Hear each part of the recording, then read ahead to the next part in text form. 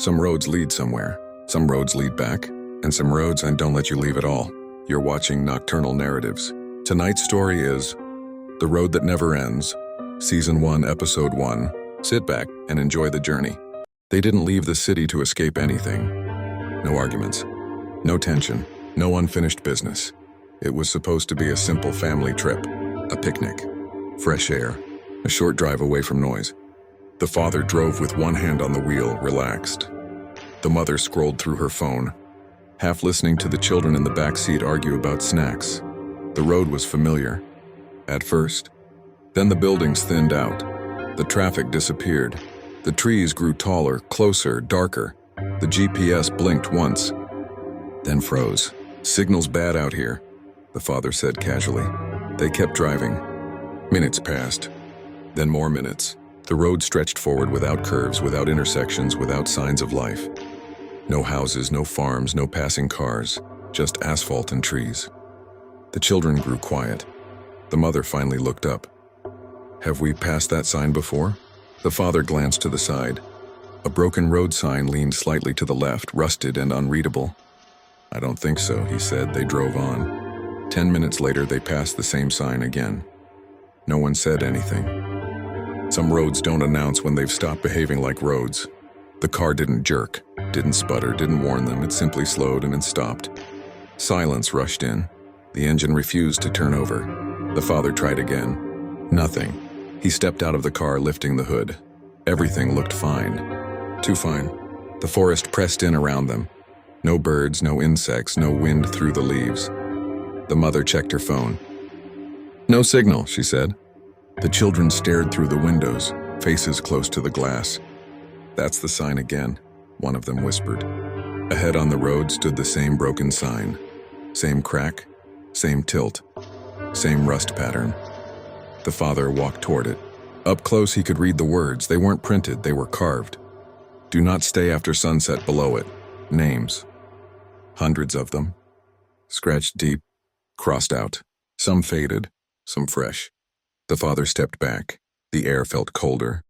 Behind him, the sun dipped lower than it should have. Time was behaving strangely now. Darkness didn't arrive. It dropped. The sky dimmed in seconds, not minutes. The road lights flickered on by themselves, lining the asphalt like watchful eyes. The family stayed in the car. Doors locked, windows up. No one spoke. Then came the sound. A soft scratch. Not violent. Curious. The father's grip tightened on the steering wheel. Another scratch. Closer this time. Something brushed past the headlights, not fully visible, just a shape. Testing. Waiting. The scratching stopped. Silence returned. But it was different now. Heavier. As if the road itself was listening, waiting for morning. Morning did not arrive the way it should have. There was no gradual light, no birds announcing the day. Just brightness, as if someone flipped a switch. The family opened their eyes at the same time. None of them remembered falling asleep. The road looked normal again. Too normal. The father stepped out first. The forest stood still, frozen in place like a painting that hadn't been updated. Then he saw movement. A figure far down the road, walking slowly. The father waved his arm. "Hey!" The figure didn't react. It kept moving, one step at a time, head lowered. Bare feet slapped softly against the asphalt. As it got closer, the mother stepped out of the car. "That's a person," she said. Relief slipped into her voice before she could stop it. The man passed them without stopping. His clothes were torn. His skin was pale. One leg dragged slightly behind him. The father reached out instinctively. "Sir?" The man turned his head. His eyes were cloudy. Not blind, just empty. His lips curled upward, not a smile. A reflex. Then he kept walking, leaving dark footprints behind him. They watched until he disappeared into the trees. None of them spoke, because somehow they all understood the same thing. That man wasn't lost, he belonged to the road. By midday there were more. They appeared quietly. A woman standing near the broken sign. A teenage boy leaning against a tree. An old man sitting on the road itself. They didn't speak. They didn't blink. They didn't react to sound. The mother waved her hands. "Hello?" Nothing. The teenage boy turned his head slowly. Too slowly. His neck made a soft, dry sound as it moved. His mouth opened. No words came out, only breath. Cold breath. The smell reached them next. Not decay, something worse. Something stale, like air trapped underground for too long. The father pulled his family closer. "They don't answer," he whispered. The old man stood up. Unsteady, he took one step toward them, then stopped, as if waiting for permission. None came. The road stayed silent, the walkers stayed still. That's when the father realized something horrifying. They weren't aggressive, they weren't hunting, they were waiting for the road to decide.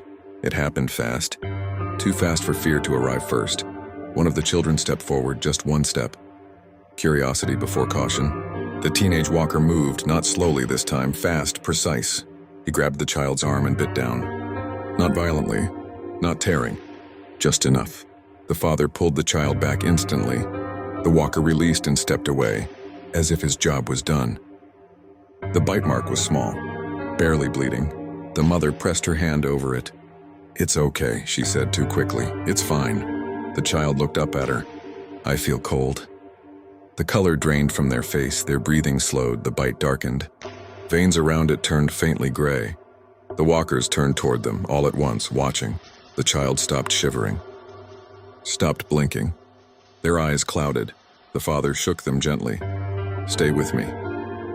The child smiled. Wrong. Too still, too empty. They stood up on their own, turned away from their parents and walked toward the road. The mother screamed their name. The child didn't look back. They joined the others, and the road accepted them. The mother ran after them. The father grabbed her arm just in time. "That's not," his voice broke. "That's not them anymore." The child stood among the walkers, still, silent. Their head tilted slightly as if listening to something no one else could hear. The road lights flickered. Once, twice, then steadied. The walkers began to move again, slowly drifting down the road in the same direction. The child went with them, step by step, until the trees swallowed them whole.